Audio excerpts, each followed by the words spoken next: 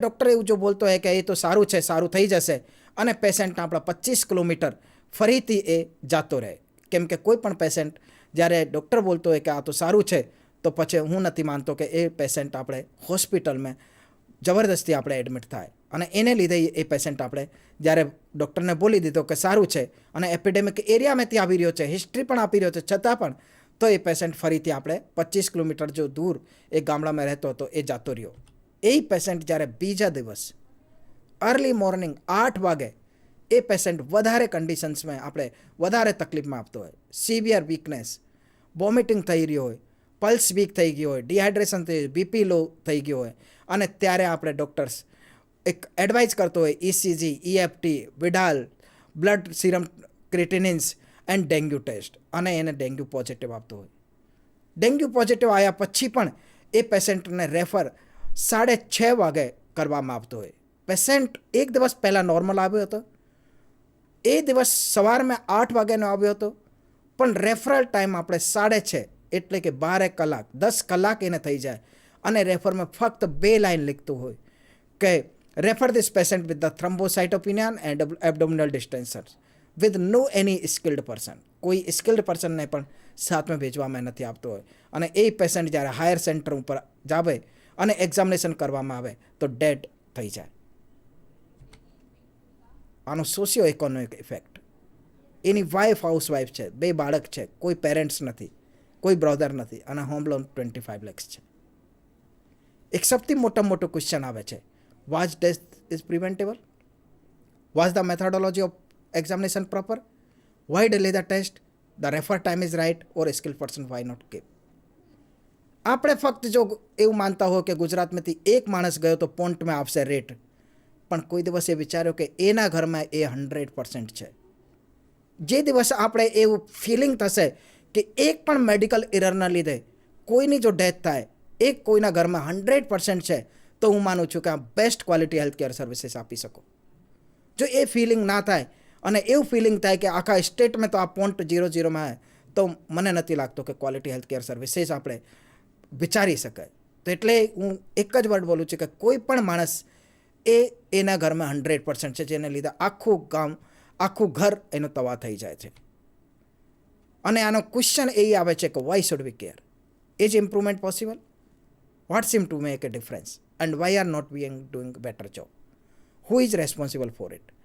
આ બધા ક્વેશ્ચનને ભૂલવાની જરૂરત છે. એક જ ક્વેશ્ચન યાદ રાખવાની જરૂરત છે, what is my role in this process? હું જ્યારે ક્વોલિટી ઇમ્પ્રુવમેન્ટની વાત કરું તો ફક્ત એટલો ખાસ ધ્યાન રાખવાનું છે કે મારો પોતાનો રોલ શું છે ક્વોલિટી ઇમ્પ્રુવમેન્ટ માટે. બીજાને ભૂલી જાઓ. આપણે કોઈને બ્લેમ કરતા સારું આવે, એની ખામી છે, એની ખામી છે, ઉપરવાળા કામ નથી કરતા, નીચેવાળા કામ નથી કરતા, પણ કોઈ દિવસ એવું વિચારે છે કે મારું રોલ શું છે?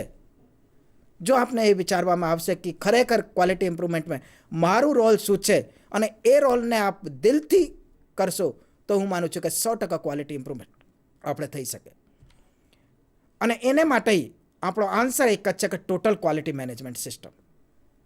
અને એ ટોટલ ક્વોલિટી મેનેજમેન્ટ સિસ્ટમના લીધે આપણે, એ કન્ડિશનના લીધે ગુજરાત આખા ઇન્ડિયામાં ફર્સ્ટ સ્ટેટ હતો જ્યાં આપણે પબ્લિક હેલ્થ સેક્ટર્સમાં ક્વોલિટી ઇમ્પ્રુવમેન્ટ પ્રોગ્રામની વાત કરવા લાગ્યા.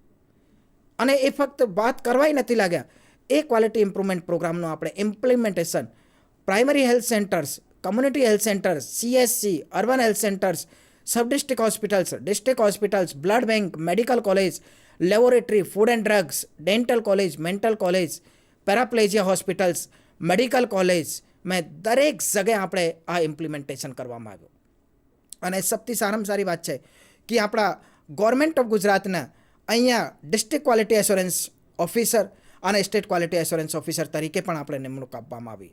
અને એવી રીતે ડિસ્ટ્રિક્ટ ક્વોલિટી એશ્યોરન્સની કમિટી પણ છે અંડર ધ ચેરમેનશિપ ઓફ કલેક્ટર સાહેબ, અને એવી રીતે સ્ટેટ ક્વોલિટી એશ્યોરન્સ કમિટી જો અંડર ચેરમેનશિપ ઓફ ધ કમિશનર સાહેબ પણ અહીંયા બનાવવામાં આવી છે, અને રેગ્યુલર એની મિટિંગ પણ થાય છે. એનું મેઇન જો વિઝન હતું કે દરેક ઇન્ટિરિયર વિસ્તારમાં આપણે ક્વોલિટી હેલ્થ કેર સર્વિસીસ કેવી રીતે આપી શકે. To enhance the quality of the healthcare services by providing specialized treatment and preventive healthcare at free or affordable cost. To develop the proof of the healthcare professionals in the public health sector, strength in the implementation of the healthcare quality standards and information technology to bring protected and effective in healthcare delivery systems.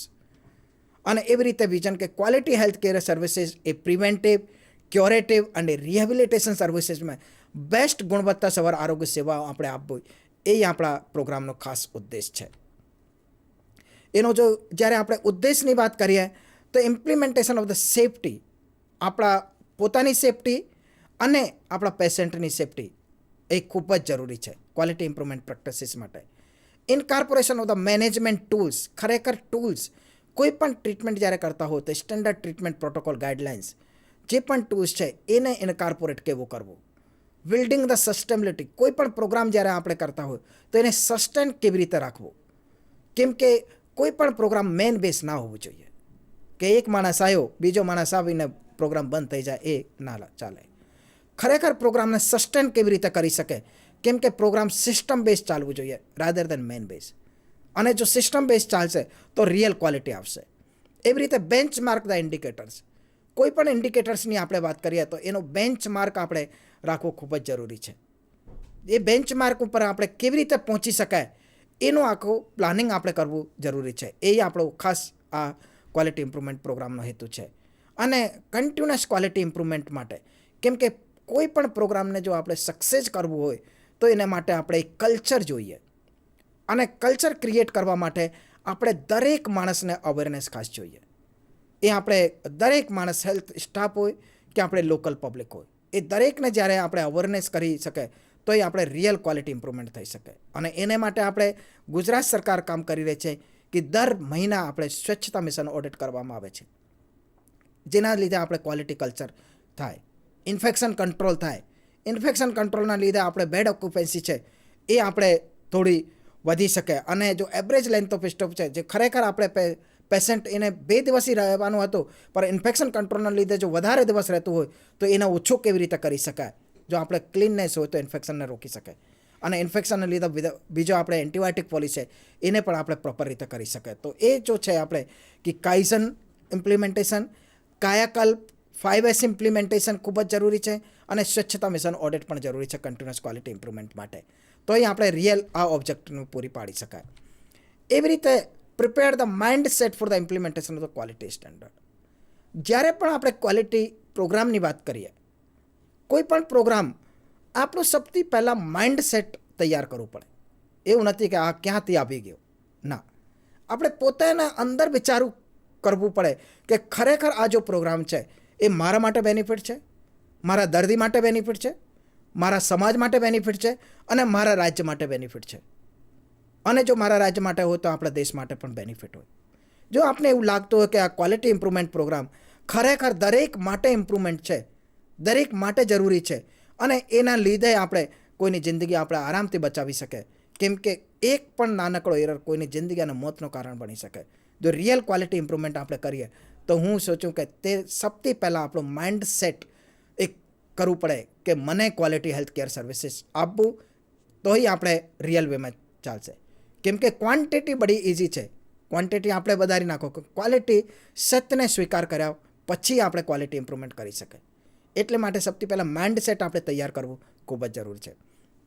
A mind set માટે આપણે orientation programme, કોઈ પણ વસ્તુ જ્યાં સુધી આપણે ધ્યાન નથી આપતું ત્યાં સુધી અવેરનેસ ના કરીએ. આપણે દરેક જિલ્લાઓમાં, દરેક હેલ્થકેર ફેસિલિટી ઉપર દરેક કર્મચારીઓને એ ક્વોલિટી ઇમ્પ્રુવમેન્ટ માટે આપણે અવેર કરીએ અને આની ઇમ્પોર્ટન્સ બતાવીએ કે ખરેખર ક્વોલિટી ઇમ્પ્રુવમેન્ટ પ્રોગ્રામ કોઈ અલગ નથી. જે પ્રોગ્રામ ચાલે છે દરેક પ્રોગ્રામમાં ક્વોલિટીની જરૂરત છે, દરેક માણસ માટે ક્વોલિટીની જરૂરત છે. અને એ જરૂરત કેમ છે? કેમ કે હેલ્થ ડિપાર્ટમેન્ટનો એક પણ એરર કોઈની જિંદગી અને મોતનું કારણ બની શકે. એ ના થાય એને માટે ક્વોલિટી ઇમ્પ્રુવમેન્ટ પ્રોગ્રામની જરૂરત છે. અને હું વારંવાર બોલું કે ક્વોલિટી ત્યારે આવશે જ્યારે આપણે એવું વિચાર કરવામાં આવશે કે હું જો પોતે પેશન્ટ હું, એ પ્રમાણે મારો એક્સપેક્ટેશન દવાખાનાથી અને ડૉક્ટર્સથી શું હોય એ હું જો બીજા પેશન્ટને આપું તો 100% આપવામાં ક્વોલિટી આવી જાય. અને એ દિલથી આપતી હોય છે. એવી રીતે formation of the different committee, દરેક વસ્તુ એક માણસ ના કરી શકે. એટલે માટે આપણે કમિટીની જરૂરત છે. એ ક્વોલિટી એશ્યોરન્સ કમિટી હોય કે ઇન્ફેક્શન કંટ્રોલ કમિટી હોય, કે આપણે બાયોમેડિકલ વેસ્ટ મેનેજમેન્ટ કમિટી હોય, કે આપણે સેક્સ્યુઅલ હરેસમેન્ટ કમિટી હોય, કે આપણે હ્યુમન રિસોર્સ મેનેજમેન્ટ કમિટી હોય, એ જેટલા બી કમિટી છે એ કમિટી ફક્ત પેપર ઉપર નથી જોઈતી. પેપર ઉપર બતાવીને અને ફક્ત રિપોર્ટિંગ કરે તો કોઈ દિવસ આપણે ક્વોલિટી ઇમ્પ્રુવમેન્ટ નથી થતી. આપણે કમિટી બનાવો, કમિટી પછી એને ખરેખર મિટિંગ મિનિટ્સ થાય છે કે નથી, મિટિંગ થાય છે કે નથી. કેમ કે જ્યારે મિટિંગ થશે તો રિયલ આપણે ઇસ્યુ આપશે, અને ઇસ્યુ આપશે તો એનું સોલ્યુશન આપશે. અને એટલે માટે જે પણ કમિટી આપ બનાવતો હોય એ કમિટીની રોલ એન્ડ રેસ્પોન્સિબિલિટી શું છે, અને એ રોલ એન્ડ રેસ્પોન્સિબિલિટી ખરેખર મિટિંગ થાય છે કે નથી, અને એ મિટિંગ જો થાય છે એની મિટિંગ મિનિટ્સ લખવામાં આવે છે કે નથી, અને પછી મિટિંગ મિનિટ્સ પછી આને ખરેખર પ્રોપર રીતે એક્શન ટેકન આપવામાં આવે છે કે નથી. એ પ્રમાણે આપણે જો રેસ્પોન્સિબિલિટી છે એ આવશે ત્યારે આપણે રિયલમાં ક્વોલિટી ઇમ્પ્રુવમેન્ટ કરી શકાય.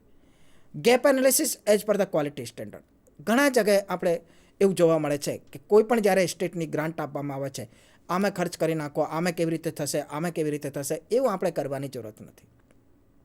આજે જ્યારે ક્વોલિટીની વાત કરીએ, ક્વોલિટી માટે દરેક માટે સ્ટેન્ડર્ડ છે. આપણે સ્વચ્છતા મિશન ઓડિટની ચેકલિસ્ટ જોઈ શકો, આપ કાયાકલ્પ માટેનો આપણે ચેકલિસ્ટ જોઈ શકો. આપણે નેશનલ ક્વોલિટી સ્ટેન્ડર્ડ્સ એ PSC માટે અલગ છે, અર્બન હેલ્થ સેન્ટર માટે છે, CSC માટે છે, ડિસ્ટ્રિક્ટ હોસ્પિટલ માટે છે. એવી રીતે NABH સ્ટેન્ડર્ડ PSC માટે પણ છે, CSC માટે પણ છે, ડિસ્ટ્રિક્ટ હોસ્પિટલ માટે પણ છે, મેડિકલ કોલેજ હોસ્પિટલ માટે પણ છે, NABL લેબોરેટરી માટે છે, NABH બ્લડ બેંક માટે છે, NABH આપણે રેડિયોલોજી માટે પણ છે. એ દરેક મેં સ્ટેન્ડર્ડ આપેલા છે, દરેક મેં ચેકલિસ્ટ આપેલી છે. આ ફક્ત ચેકલિસ્ટ પ્રમાણે સેલ્ફ અસેસમેન્ટ કરવાની જરૂર છે, અને એ પણ ટ્રુલી એ ચેકલિસ્ટ પ્રમાણે જો આપ ખરેખર સેલ્ફ અસેસમેન્ટ કરશો તો આપણને ખબર પડશે કે અમને પૈસાની ક્યાં જરૂરત છે અને ક્યાં ખર્ચ કરવું જોઈએ, અને આપણે પાસે સ્ટેન્ડર્ડ ચેકલિસ્ટ છે. તો એ ચેકલિસ્ટ પ્રમાણે આપણે જો ગેપ અસેસમેન્ટ કરીએ તો ખરેખર આપણે રિયલ ક્વોલિટી ઇમ્પ્રુવમેન્ટ કરી શકે છે. અને regular meeting of the committee, it's very important. હું પહેલાં પણ એવું બોલ્યો હતો કે કમિટી ફક્ત કાગળ ઉપર બનાવવાની જરૂરત નથી, કમિટીની રિયલમાં મિટિંગ થાય એ ખાસ જરૂરી છે. અને પછી મિટિંગ થાય પછી plan, do, check and act. કોઈ પણ પ્રોગ્રામમાં આનો પ્લાન કર્યો, એને જે કાળજી રાખો, ડુ કરો, અને ચેક, અને એને ઉપર એક્ટ. એટલે જે પણ ગેપ અસેસમેન્ટ આવતા હોય એની મિટિંગ મિનિટ્સ બનાવો, મિટિંગ મિનિટ્સમાં રોલ એન્ડ રેસ્પોન્સિબિલિટી ફિક્સ કરો, અને પછી ટાઈમ લાઈન ફિક્સ કરો, અને ટાઈમ લાઈન પછી નેક્સ્ટ મિટિંગમાં આવીને એક્શન ટેકન રિપોર્ટ શું થયું એ આપણે ખાસ જાણવાની જરૂર છે. તો રિયલમાં ક્વોલિટી આપણે ઇમ્પ્રુવમેન્ટ થશે. Prepared policy, SOP, clinical protocol, form and formats. કોઈ પણ ગેપ અસેસમેન્ટ એ રીતે ના હોવું જોઈએ કે હું તો એ ગેપ કાઢીને આપી ગયો, બીજો કોઈ સ્ટેટથી આવશે એ બીજો ગેપ કાઢીને આપી જાય, ત્રીજો માણસ આવે ત્રીજો ગેપ કાઢીને, એ ના હોવું જોઈએ. ગેપ અસેસમેન્ટ એક ક્લિયર કટ હોવું જોઈએ કે ભાઈ આ ચેકલિસ્ટ છે, આ ચેકલિસ્ટ પ્રમાણે હું પોતે પણ ગેપ કાઢી શકું, ડિસ્ટ્રિક્ટનો માણસ પણ એ ચેકલિસ્ટ પ્રમાણે ગેપ કાઢે, સ્ટેટનો માણસ પણ એ ચેકલિસ્ટ પ્રમાણે ગેપ કાઢે, તો એ રિયલમાં ગેપ્સ આપશે. નહીં તો પછી આ વેરિએશન આપતો રહેશે કે જે માણસને જેટલો ધ્યાન છે એટલો ગેપ્સ આપશે, જે માણસને ધ્યાન નથી એ ગેપ્સ કોઈ દિવસ આવવાનું નથી. એટલે હું બોલું છું કે જો રિયલ ક્વોલિટી ઇમ્પ્રુવમેન્ટ કરવાનું હોય તો you follow the checklist only. એ નીચેનો માણસ હોય કે ઉપરનો માણસ હોય, ફક્ત ચેકલિસ્ટ પ્રમાણે આપણે ગેપ અસેસમેન્ટ કરવાનું, તો રિયલ ક્વોલિટી ઇમ્પ્રુવમેન્ટ થશે. અને ત્યારે આપણે સિસ્ટમ બેઝ ઇમ્પ્રુવમેન્ટ કરવું પડશે rather than man base improvement. એવી રીતે કોઈ પણ પ્રોગ્રામ માટે આપણે પોલિસી પણ એટલી જરૂરી છે. તેના માટે સ્ટેન્ડર્ડ ઓપરેશન પ્રોસિજર પણ બનાવવાનું જરૂર છે, જેથી કે આપણે સિસ્ટમ બેઝ સિસ્ટમ ચાલે. ક્લિનિકલ પ્રોટોકોલ, જે આપણે સ્ટેન્ડર્ડ ટ્રીટમેન્ટ પ્રોટોકોલ ગાઈડલાઇન છે એ પ્રમાણે હોવું જોઈએ, તો એ આપણે ક્લિનિકલ પ્રોટોકોલ આવી શકે. ફોર્મ એન્ડ ફોર્મેટ્સ પણ આપણે તૈયાર કરવામાં આવે છે, એ ઓલરેડી આપણે છે, એ ફોર્મેટ પ્રમાણે આપણે હોવું જોઈએ. એવી રીતે distribution, policy, SOPs, clinical protocol, form and format to the responsible persons. ઘણી જગ્યાએ એવું જોવા મળે છે કે આપણે પોલિસી બનાવી નાખી, SOPs બનાવી નાખ્યા, ક્લિનિકલ પ્રોટોકોલ પણ છે, ફોર્મ ફોર્મેટ પણ છે, પણ જે માણસને ખરેખર જોઈએ છે એને પાસ નથી. એ કે તો કવાટની અંદર છે કે તો આપણે હેડ ઓફ ધ ઇન્સ્ટિટ્યૂટને પાસે છે. તો એવું આપણે કોઈ દિવસ ક્વોલિટી ના આવે. જે ખરેખર ઇમ્પ્લિમેન્ટર છે એને પાસ પોલિસી હોવી જોઈએ, એને પાસે સ્ટેન્ડર્ડ ઓપરેશન પ્રોસિજર પણ હોવી જોઈએ, એને પાસે આપણે ક્લિનિકલ પ્રોટોકોલ અને ફોર્મ ફોર્મેટ્સ હોવું જોઈએ, અને એને ટ્રેન્ડ પણ એટલી જ રીતે આપણે કરવું પડે. Fulfil all the legal licence. જેટલા બી આપણે ખાસ લીગલ લાઇસન્સીસ છે એ ખૂબ જ જરૂરી છે ઇમ્પ્રુવમેન્ટ માટે. એ બાયોમેડિકલ વેસ્ટ મેનેજમેન્ટ માટે આપણે NOC હોય, કે ફાયર સેફ્ટી માટેની NOC હોય, કે આપણે ડીઝલ સર્ટિફિકેટ હોય, કે આપણે સ્પ્રિટ લાઇસન્સ હોય, એ જેટલા બી ARV સર્ટિફિકેટ, જેટલા બી લીગલ લાઇસન્સ છે ખાસ, એ સૌથી પહેલાં આપણે યાદ રાખો. અને એ લીગલ લાઇસન્સની આપણે જે કોપી છે એ હેડ ઓફ ધ ઇન્સ્ટિટ્યૂટના ટેબલ ઉપર રહે. કેમ કે ઘણી વખત એવું જોવા મળ્યું છે કે આપણા લીગલ લાઇસન્સ એક વખત લઈ લીધા, પણ આપણે જ્યારે એક્સપાયરી થયું એ ખબર નથી પડતો કે ક્યારે એક્સપાયર થઈ ગયું, કેમ કે આનું મોનિટરિંગ થતું નથી. જો આપણે પોતાની જો હેડ ઓફ ધ ઇન્સ્ટિટ્યૂટ છે એની ટેબલ નીચે આ જો લીગલ લાઇસન્સની કોપી હોય તો ખબર પડે કે ભાઈ આ એક્સપાયરી ક્યારે થવાનું છે અને રિન્યુઅલ ક્યારે કરાવવાનું છે. તો એ પણ આપણે ખાસ જરૂરી છે. ફૂલફિલ ધ ગેપ્સ, એ ઇનપુટના રિલેટેડ હોય કે પ્રોસેસના હોય કે સ્ટેન્ડર્ડના હોય, એ પણ આપણે ફૂલફિલ કરવામાં આવ્યો એ ક્વોલિટી ઇમ્પ્રુવમેન્ટ પ્રોગ્રામ અંતર્ગત. રેગ્યુલર ફેસિલિટીઝ સેફ્ટી રાઉન્ડ, હું વારંવાર બોલું છું. કોઈ પણ ક્વોલિટી ઇમ્પ્રુવમેન્ટની જ્યારે વાત કરીએ, જો હેડ ઓફ ધ ઇન્સ્ટિટ્યૂટ કે તો જે સેફ્ટીની ટીમ છે એ એક પણ રાઉન્ડ જો આપણે દરરોજ લેતી હોય તો એ ઇન્સ્ટિટ્યૂટમાં 100% ક્વોલિટી આવી જશે. અને એ રાઉન્ડ પણ ચેકલિસ્ટ પ્રમાણે હોવું જોઈએ. પછી એવું નહીં કે મને એટલો ખબર છે એટલો રાઉન્ડ લે, ના, ચેકલિસ્ટ શું છે આપણે, અને ચેકલિસ્ટ પ્રમાણે આપણે રાઉન્ડ લેવાનું. Implementation of the code very important છે. Code red, code blue, code pink, code yellow અને મોક ડ્રિલ્સ, એ આપણે જ્યારે ઇમ્પ્લિમેન્ટેશન કરીએ તો રિયલમાં આપણે ક્વોલિટી ઇમ્પ્રુવમેન્ટ થઈ શકે છે. એવી રીતે ડિઝાસ્ટર પ્રિપેરનેસ પ્લાન, આપણે બોલીએ છીએ કે ડિઝાસ્ટર થાય ત્યારે આપણે આખી ટીમ લાગી જાય.